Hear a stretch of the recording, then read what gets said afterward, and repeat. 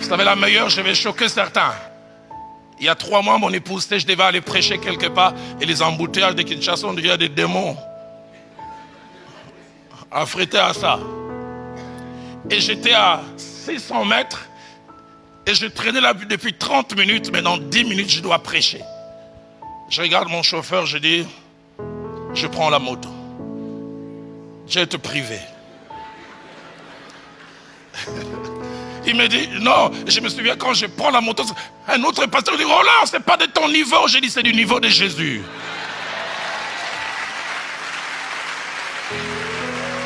Et vous savez quoi? Je suis arrivé, mais mon chauffeur est arrivé 5 minutes avant la fin de la prédication. Donc je serais resté à mon niveau. Les gens auraient manqué une prédication, ça m'a changé en rien. Et puis je dois vous avouer, l'expérience sur la moto, elle est belle.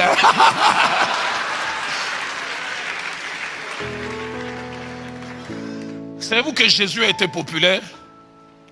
Mais il ne l'a jamais cherché, il l'a subi. Mais nous, nous la cherchons, nous la provoquons, et des fois nous la forçons quand elle n'est pas là. Dans Marc chapitre 6 au verset 14, ma Bible dit, Hérode a entendu parler de Jésus dont les noms étaient devenus célèbres. Mais Christ n'a rien fait. Aidez-moi à poser la question à votre voisin, votre célébrité, elle est provoquée, forcée.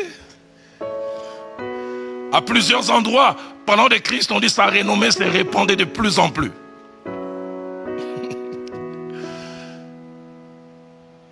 Pour montrer l'impact du ministère de Jésus associé à la popularité, Marc 1,37, un jour il finit son temps de prière, Pierre et les autres viennent lui dire, tous te cherchent. Marc 1,32, il arrive à Capernaum, il avait dit toute la ville était assemblée devant sa porte. Il n'y avait ni Facebook, ni Internet, mais des bouches à oreilles. Pas une quête, mais il a subi ces choses.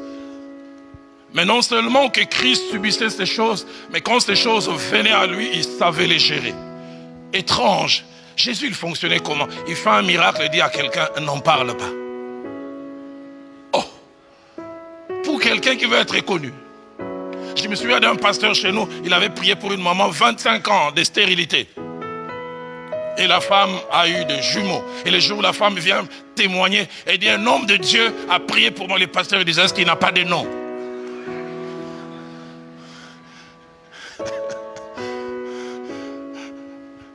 Il faut citer le nom. Et vous savez, quand ils avancent comme ça, ils disent, tout ceci, Dieu l'a fait par votre humble serviteur que je suis.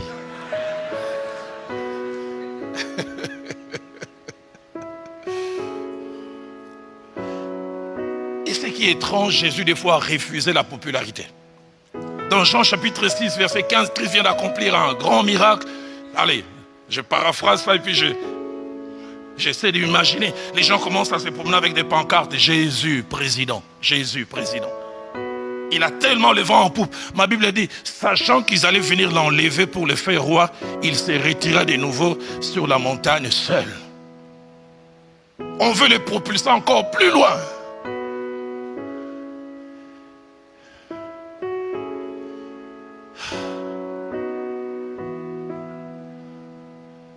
Jésus n'était pas comme certains qui ne sont importants qu'à leurs yeux. Un homme de chez moi en Boujima, il a dit, moi je suis évêque, ma femme est évêquette, mes enfants sont évêquetettes.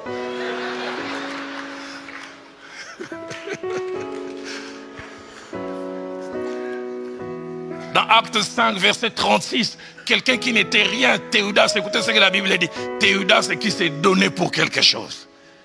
Il y a des gens qui ne sont rien, mais qui sont importants à leurs propres yeux. Deuxième chose, que la réussite dans le ministère n'est pas liée à la grandeur de nos bâtiments. Les bâtiments que l'on construit. Est-ce que je veux dire que les bâtiments sont mauvais? Non. Je veux dire qu'il ne faut pas en avoir? Non. Mais il ne faut pas lier son importance aux bâtiments que l'on a pu bâtir pour Dieu. Et des fois, c'est une course effrénée. J'ai une cathédrale de 50 000 places par la grâce de Dieu.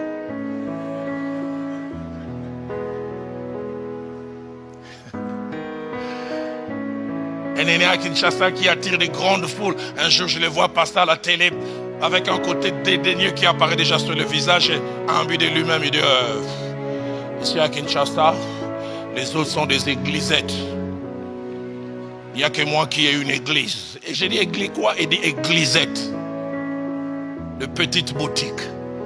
Seigneur, épargne-moi d'associer mon importance à l'importance de quelques bâtiments. J'insiste, je ne dis pas qu'il ne faut pas en avoir. Jean-Baptiste, de qui la Bible dit qu'il était l'homme le plus important, vous savez, sa cathédrale, c'était quoi? Les déserts.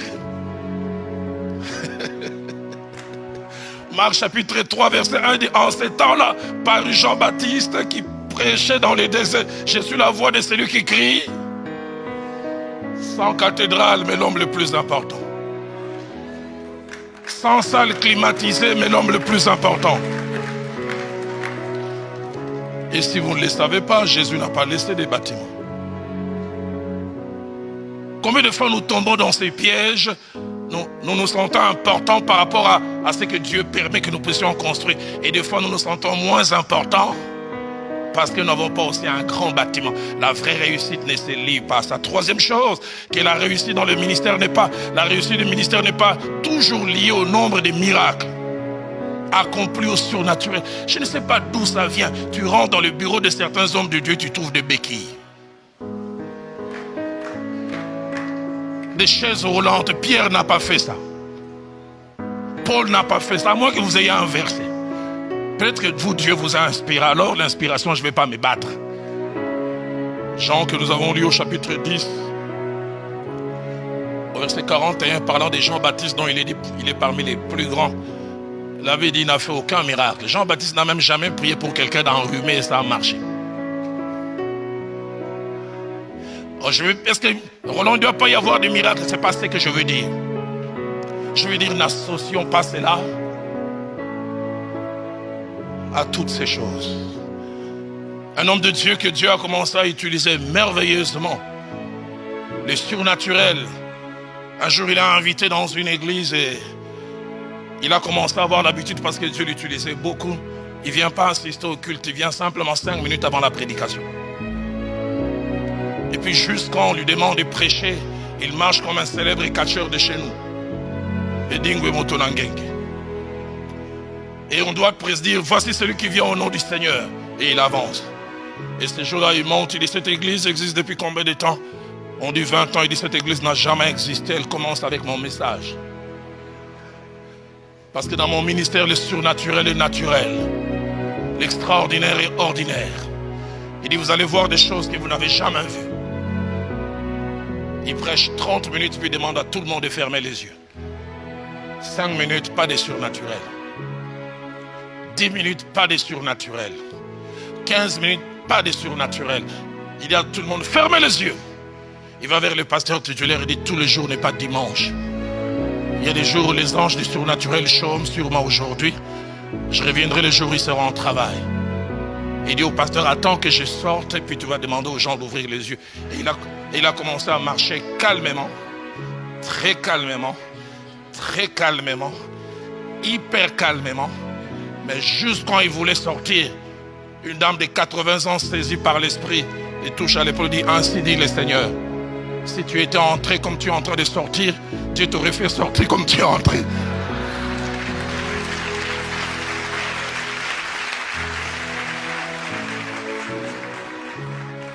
La réussite dans le ministère n'est pas liée au surnaturel.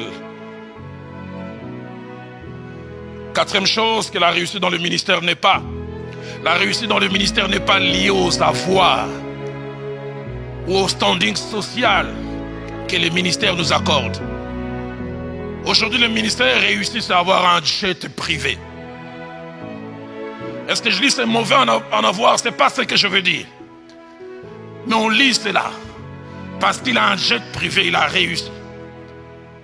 C'est voyager en first class, en business. J'aime bien voir les jeunes serviteurs de Dieu chez moi. Ils ne mettent jamais des photos quand ils sont en classe économique. C'est quand ils sont en business, votre humble serviteur. J'ai vu un écrit là où il y a la grâce, il y a la graisse.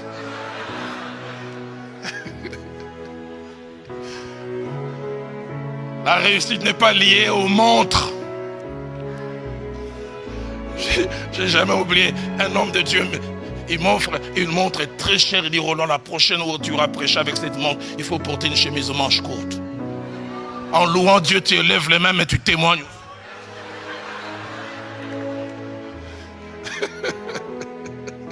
Écoutez, le style de vie de l'un des plus grands, et parmi ceux qui ont vécu, Jean-Baptiste, il avait comme vêtement des poils de chameau. Et une ceinture autour des reins. On le verra, on dirait que c'est un féticheur africain. Non seulement africain, mais de village.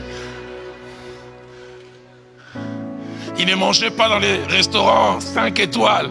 Il se nourrissait des sauterelles sauvages. Un jour, je suis à New Delhi. J'avais accompagné mon épouse pour un problème de santé. Et je devais retourner sur Kinshasa. J'étais avec 5 autres serviteurs de Dieu. Et on annonce les passagers à destination de Nairobi sont appelés à embarquer. Et comme d'habitude, ceux qui sont en business class, j'étais avec 5 autres serviteurs de Dieu, les 5 sont partis.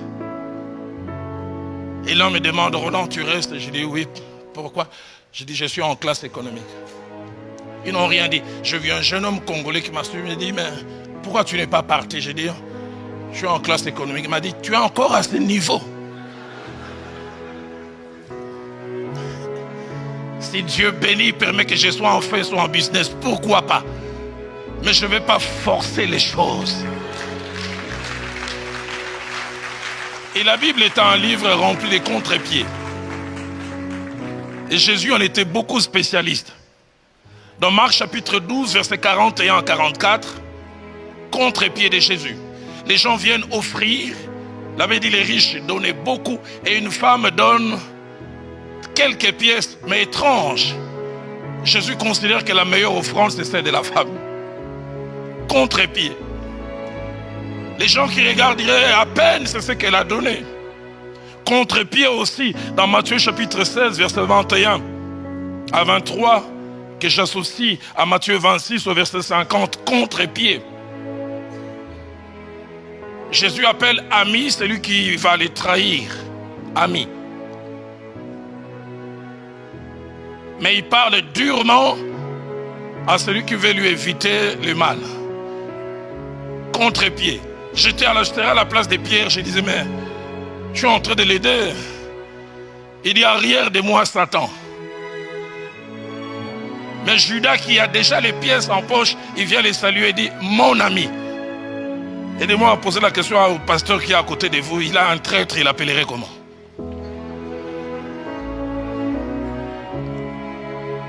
Et puis en plus, tu laissais, il vient faire la bise, tu dis, frère, arrête le théâtre là. Quand il appelle ami de ma destinée. Celui qui m'amène à devenir celui que je dois, spécialiste en contre-pied.